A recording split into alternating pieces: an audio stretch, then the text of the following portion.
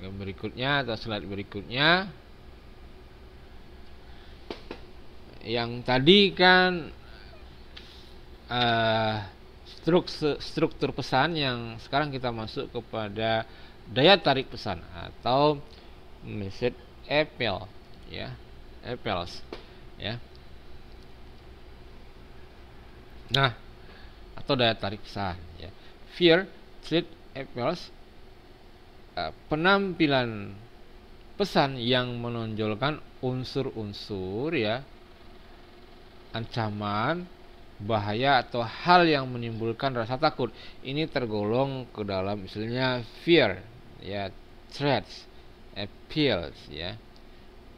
Nah, misalnya, ya, misalnya yang tergolong fear ini, ya, pesan yang menonjolkan ancaman, bahaya dan hal yang menimbulkan rasa takut. Misalnya kampanye program KB yang maka menonjolkan seperti banyaknya ibu-ibu yang meninggal sehabis melahirkan, katanya kan. Jadi dia menonjolkan meninggalnya ini, ya, maka dia berusaha, dia berkampanye program KB ini, maka ikutilah program ini, keluarga berencana ini, ya, sehingga resiko meninggal sehabis melahirkan itu dapat ditekan, gitu kan.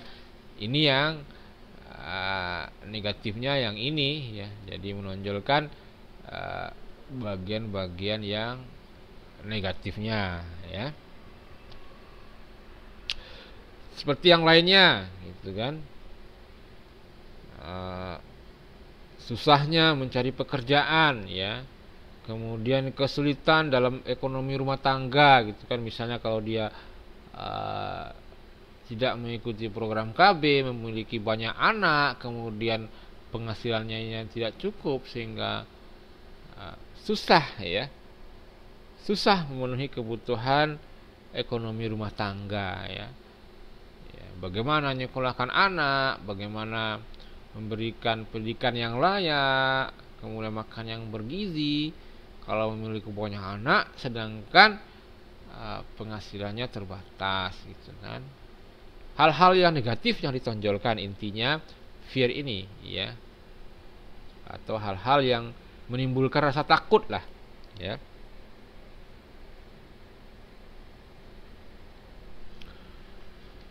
Kemudian yang kedua, ya, daya tarik pesan atau message appeal yang kedua adalah emotional appeals, ya. Di sini memberikan penekanan pada hal yang bersifat emosional, perasaan, ya.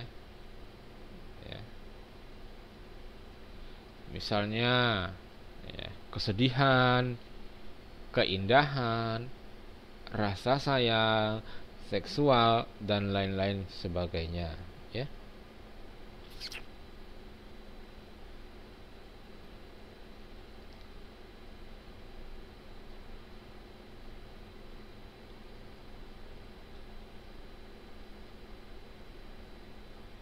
Jadi dia mengarah kepada perasaan, ya.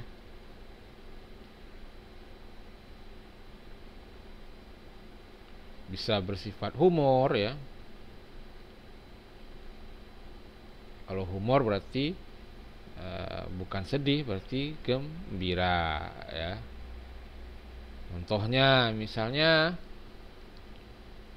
dengan memberikan ketika Anda berkampanye, ya, atau memberikan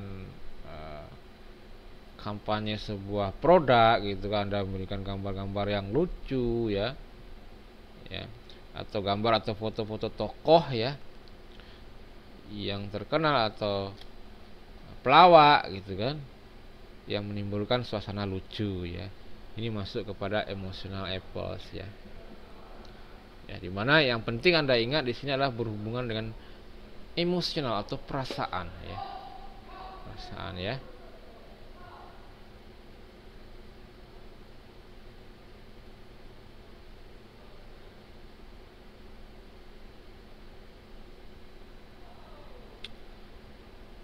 Kemudian yang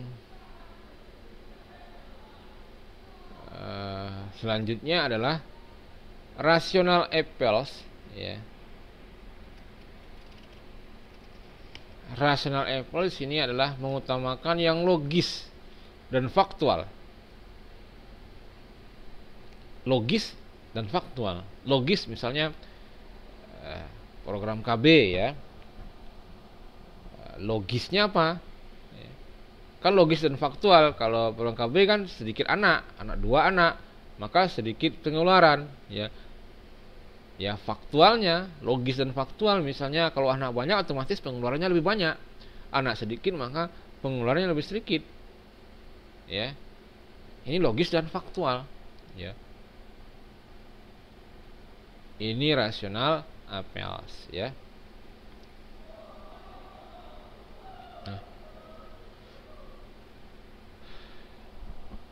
Nah, contoh yang lain, ya.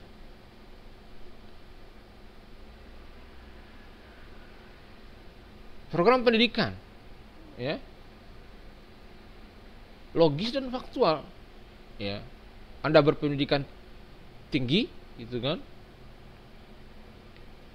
Dengan Anda tidak pernah mengenyam pendidikan sama sekali, ya, maka berpendidikan tinggi itu lebih mudah, ya, lebih ringan pekerjaan yang didapatkannya, ya, dengan orang yang tidak pernah menempuh pendidikan sama sekali, ya. Itu logis, gitu kan, dan faktual, ya. Orang bidang komputer, ya, itu akan lebih mudah mendapatkan pekerjaan di bidang komputer tersebut, ya, daripada orang yang tidak mengenal komputer sama sekali, ya. Itu logis dan faktual, ya. Ya, tidak mungkin, ya, orang yang ahli komputer kemudian dengan orang yang tidak pernah, ya, mengenal komputer sama sekali, di mana dia mudah mendapatkan pekerjaan di perusahaan komputer, itu tidak logis, ya, tidak faktual, ya. Nah, fair appels, ya, cocok untuk khalayak tidak punya pengetahuan yang cukup, ya. Jadi kalau kita itu menunjukkan rasa takut, ya, misal Anda menyampaikan pesan, gitu kan, harus menggunakan sampo loh, ya. Kalau tidak pakai sampo nanti rambutmu rontok loh, ketombemu banyak, kemudian rambutmu cepat rontok loh, atau rambutmu cepat beruban loh, ya. Itu kan menonjolkan yang negatifnya atau menakut-nakuti. Nah, bagi orang yang memiliki pendidikan yang kurang tinggi, gitu kan, atau tidak cukup terhadap itu, maka dia takut, gitu. Benar ini. Akhirnya dia menuruti aja, ya. Ya. Nah. Kemudian yang emotional appels cocok untuk khalayak yang berpendidikan relatif tinggi, ya. Ya, dimana dia bisa mempertimbangkan, ya. Kemudian yang rational appels juga untuk khalayak memiliki pengetahuan yang luas atas pesan yang dikomunikasikannya, ya.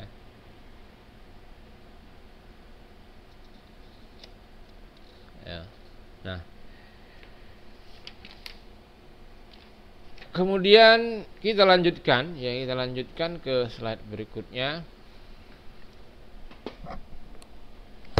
Kita masuk kepada kegiatan belajar 3, ya. Yaitu kegiatan belajar 3 ini ada karakteristik saluran komunikasi, ya. Karakteristik saluran komunikasi A, ya. Karakteristik saluran komunikasi, ya. Saluran komunikasi, ya, secara umum dapat dibagi dua, yaitu saluran komunikasi personal, ya, personal channels, dan saluran komunikasi non personal atau non personal channel, atau lazim disebut dengan saluran komunikasi melalui media massa, ya. Nah,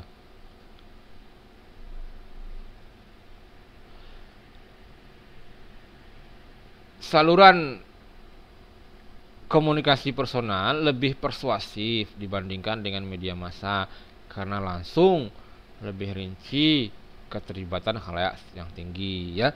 Saluran komunikasi personal itu baik yang bersifat langsung, perorangan ataupun melalui kelompok ya. Lebih persuasif dibandingkan dengan saluran media massa ya.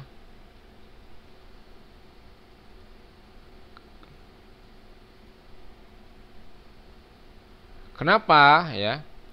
Kenapa saluran komunikasi personal lebih persuasif ya? Karena ada beberapa faktor ya.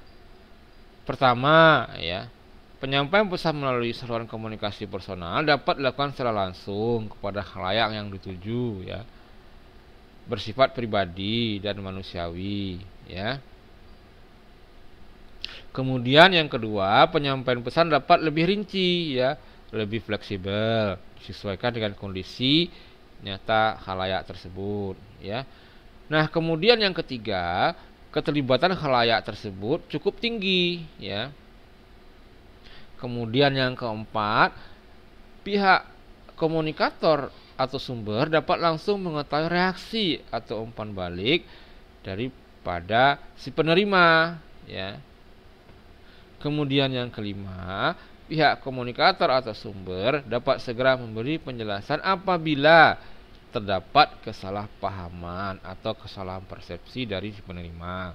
Jadi, saluran komunikasi personal itu adalah bisa bersifat langsung perorangan atau melalui kelompok. Anda bisa merasakan sendiri ya, ketika Anda langsung berkomunikasi perorangan, Anda bisa mengalami pertama itu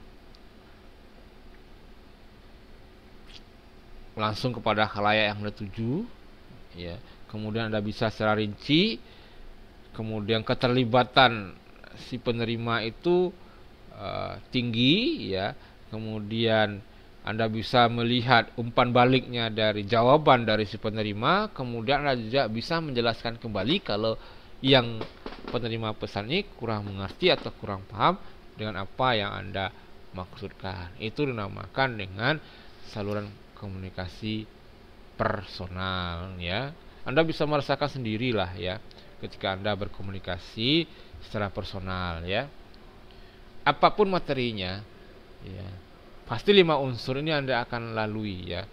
Langsung Anda bisa memberikan lebih rinci, kemudian yang si penerima itu terlibat langsung dengan Anda ya. Kemudian Anda mau tahu umpan baliknya seperti apa. Kalau salah, tidak sesuai dengan Anda inginkan, Anda bisa memperbaiki lagi persepsinya ya. Ini ada juga yang baru bergabung ya, Siti ya, Siti Fajriyah ya. Jadi sampai ini yang bergabung adalah ada 5 yang bergabung dari tadi, Grace Asnawati, Prima Ika dan Siti Fajriyah ya. Ini yang lagi ada yang lagi online kembali ya. Bapak Siti Fajriyah ya, selamat malam juga ya. Pokoknya Anda bisa mengikuti ya apa yang saya jelaskan di sini ya. Nanti Anda bisa melihat kembali di YouTube ya, akan saya upload semua video-video pertemuan kita ya. Kemudian saluran yang non personal ya, dalam hal ini saluran media massa ya, ini memiliki punya kemampuan daya jangkauan atau khalayak yang luas ya. Seperti siaran televisi di Indonesia bisa diakses seluruh dunia ya, melalui satelit komunikasi atau internet TV ya. Ya. Jadi misal ya, RCTI bisa kita akses di Taiwan sini ya, dengan menggunakan internet TV ya. Semua siaran yang dari Indonesia bisa kita akses di sini. Itu kelebihannya, jadi jangkauannya luas ya. Jangkauannya luas ya. Dengan memanfaatkan satelit komunikasi ya. Nah, kalau saluran personal tidak bisa memenuhi semua ya. Ya. Jadi di sini kan secara langsung ya, bersifat langsung ya. Kalau personal kan begitu secara langsung gitu kan.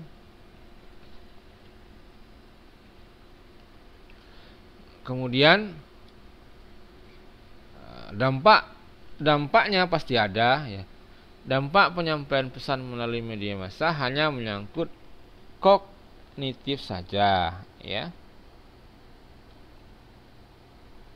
Contoh lain ya. Contoh lain misalnya yang mengenai saluran personal ini, misalnya ada kegiatan ya, ada kegiatan di kolom modul Anda lihat di sini ada mencontohkan bahwa misalnya satu peristiwa terjadi di Jakarta, misalnya kegiatan konferensi tingkat tinggi ya, negara-negara ASEAN atau menteri ekonomi konferensi tingkat tinggi negara ASEAN, maka langsung pada saat yang sama dapat disiarkan tidak hanya ke seluruh Indonesia tapi juga ke seluruh dunia melalui satelit komunikasi ya. Nah, jadi kita bisa ya mengetahuinya. Nah, di sini ya, pengertian media massa ya yang dimaksud di sini tidak hanya terbatas pada surat kabar, majalah, televisi, radio dan film, tapi juga mencakup berbagai media seperti billboard, leaflet, booklet dan lain-lain ya. Nah, namun 5 faktor tadi, 5 faktor kelebihan yang melekat pada saluran komunikasi personal sebagaimana yang telah saya uraikan tadi tidak dimiliki oleh saluran media massa ini ya. Ya, tidak bisa dia misalnya kalau pertama tadi kan langsung ya dapat dilakukan secara langsung kepada khalayak yang dituju, siapa yang kita tuju ya, bersifat pribadi gitu kan. Nah, inilah perbedaannya ya. Untuk lebih jelasnya ya, mungkin Anda bisa melihat pada tabel 9.1 ya, perbedaan karakteristik antara saluran komunikasi antar pribadi dan media massa ya. Nanti jangan lupa ya, sepulang dari kuliah online ini ya atau selesai kuliah online ini Anda lihat juga modulnya atau bukunya ya pada tabel 9.1 ya, bisa Anda lihat ya perbedaan karakteristik antara saluran komunikasi antar pribadi dan media massa ya.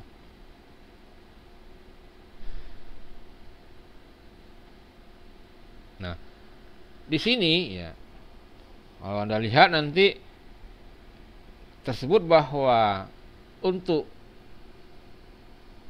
dampak dari penyampaian pesan melalui media massa umumnya hanya menyangkut aspek kognitif ya. Ya.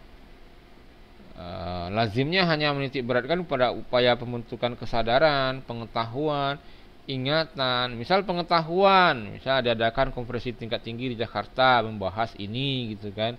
Anda bertambah pengetahuan Anda tentang materi dari konferensi tingkat tinggi tersebut ya. Itu lebih jelasnya bisa Anda lihat di tabel 9.1 halaman 9.17 ya. Nanti kalau Anda bawa modul sekarang bisa Anda lihat, tapi kalau tidak bisa Anda lihat setelah pertemuan atau kuliah online kita ini ya. Kemudian bagian yang B dari karakteristik saluran komunikasi ya, yang dinama bagian B ya, saya ulangi, bagian B dari karakteristik saluran komunikasi adalah pemilihan media. Tadi yang bagian A-nya adalah karakteristik saluran komunikasi ya. Jadi karakteristik saluran komunikasi tadi kan ada yang personal dan ada yang non personal ya. Nah, yang bagian B-nya adalah pemilihan media, ya. Bagian B dari karakteristik saluran komunikasi adalah pemilihan media. Nah, pemilihan media sedikitnya memiliki dua pertimbangan, ya. Pertama, pertimbangan mengenai karakteristik media, ya. Yang kedua adalah pertimbangan yang menyangkut kreasi, ya. Kreasi, isi dan teknis penyajian pesan, ya. Jadi yang pertama itu mengenai karakteristik, yang kedua menyangkut kreatif, ya. Coba kita lihat satu persatu, ya. Pemilihan media, gitu kan. Yang karakteristik media, yang berhubungan dengan karakteristik media itu diuraikan pada bagian C, ya. Karakteristik media Anda lihat pertama, kebutuhan luasnya jangkauan dan kecepatan penetrasi, ya. Penetrasi itu misalnya penetrasi pemasaran sebuah produk ke desa-desa, gitu kan, semakin mendalam, gitu kan, penetrasinya, ya. Kemudian apabila pesan yang akan disampaikan ditujukan kepada masyarakat secara luas, maka media seperti radio dan TV cukup tepat, ya. Ini karakteristik media, kalau dilihat dari luasnya jangkauan, ya, dan kecepatan penetrasinya, ya. Mungkin dengan menggunakan media radio, TV cukup tepat, ya. Karena jangkauan yang luas juga kecepatan penetrasinya tinggi, ya. Kemudian yang kedua adalah kebutuhan pemeliharaan memori, ya. Apabila penyampaian pesan lebih ditujukan pada upaya agar pesan yang disampaikan tetap diingat oleh khalayak dalam kurun waktu yang relatif lama, maka media seperti media luar ruang itu lebih cocok, seperti billboard, majalah, ya. Kenapa? Misalnya majalah kan ini kan berhubungan dengan pesan tersebut tetap diingat, ya, tetap diingat di sini, ya. Di sini tetap diingat oleh khalayak dalam kurun waktu yang relatif lama, ya. Di sini bisa Anda lihat poinnya. Nah, majalah, misalnya majalah lazimnya kan disimpan, ya, disimpan di rumah sampai berbulan-bulan, ya. Nah, kalau surat kabar juga disimpan dalam beberapa hari, ya.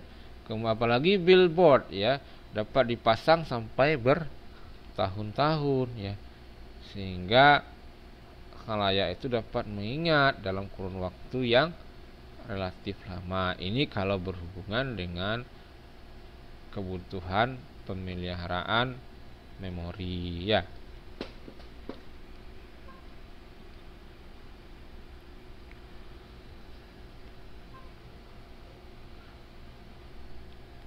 Kemudian, ya, selanjutnya yang ketiga, ya, kebutuhan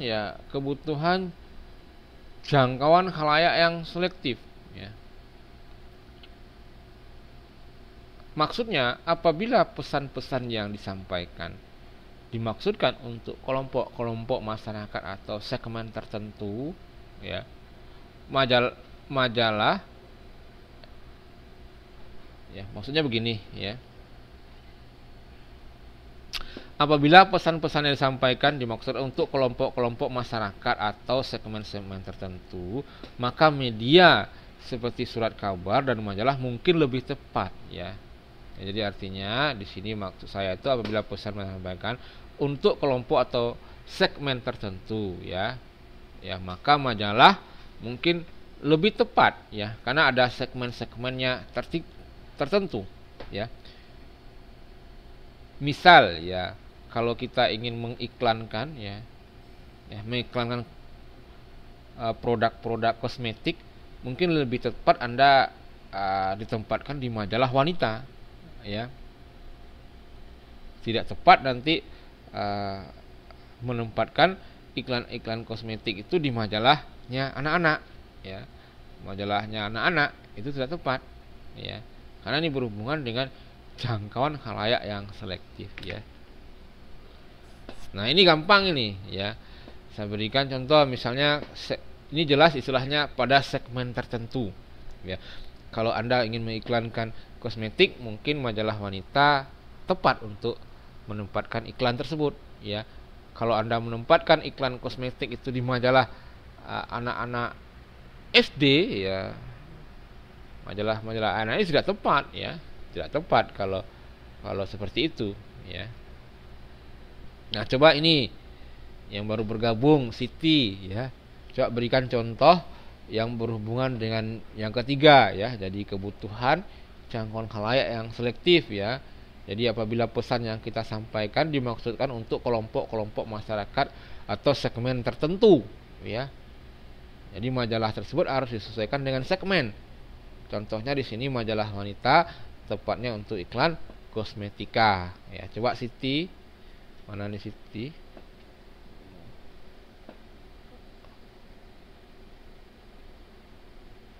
Oh, mungkin lagi bagaimana dengan Ika?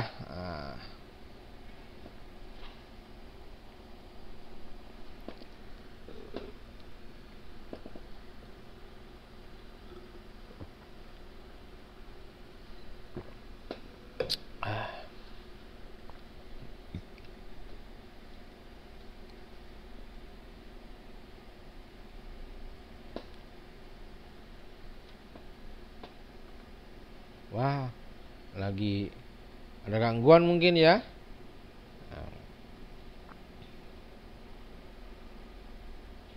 Coba Asna.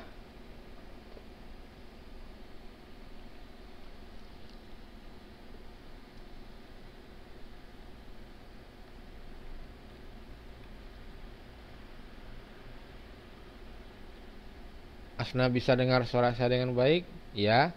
Nah, coba Anda berikan contoh dari yang ketiga ya. Ya, terserah Anda. Contoh lainnya ya, ini kan kalau majalah wanita tepatnya untuk mengiklankan kosmetika itu kan.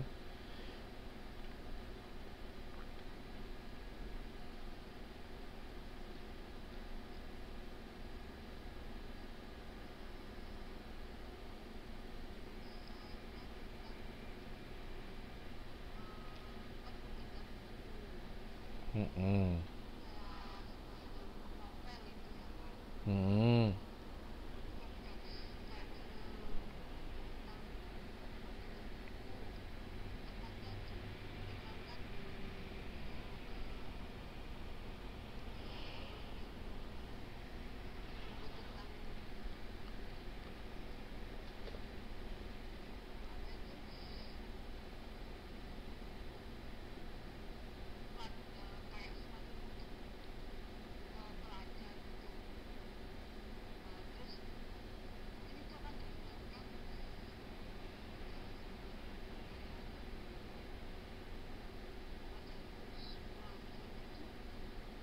Boleh, maksud Anda misalnya majalah anak SD, di majalah tersebut ada iklan mengenai penerbit buku gitu kan, penerbit buku yang istilahnya yang bagus gitu, yang sesuai atau mendukung tentang materi pelajaran anak. Ya boleh ya. Boleh ya. Yang segmennya jelas, segmennya kan anak-anak. Nah, segmennya anak-anak ya boleh ya. Oke. Prima ya, coba Prima ya, segmen yang Anda tunjuk siapa ya.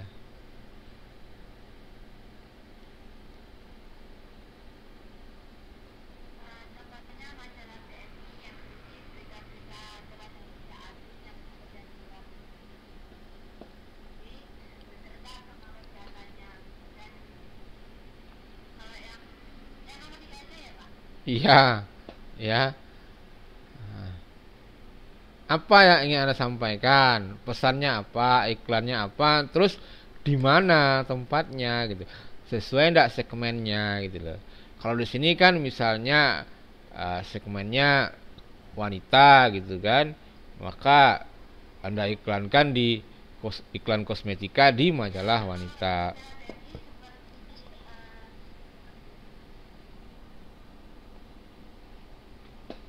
Hmm?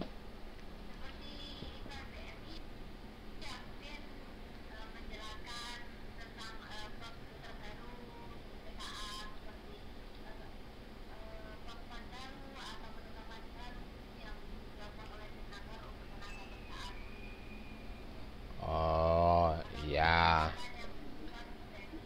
Iya.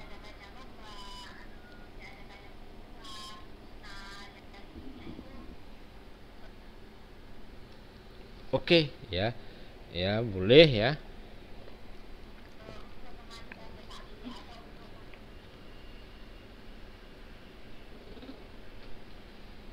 Ya, Grace juga sudah menjawab, misalnya majalah Muslim, misalnya untuk iklan baju Muslim. Ini segmennya, misalnya segmen Muslim ya, ya boleh ya. Kemudian yang keempat, yang penting Anda, maksud saya itu dengan Anda memberikan contoh itu Anda mengerti maknanya dan sesuai makna yang saya inginkan sama dengan makna yang Anda terima. Kalau sudah sama berarti saya berhasil menyampaikan informasi terhadap Anda, ya. Kemudian yang keempat adalah kebutuhan jangkauan khalayak lokal.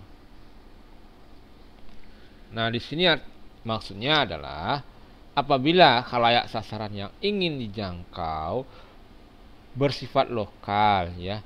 Misalnya terbatas pada kabupaten atau wilayah tertentu gitu kan.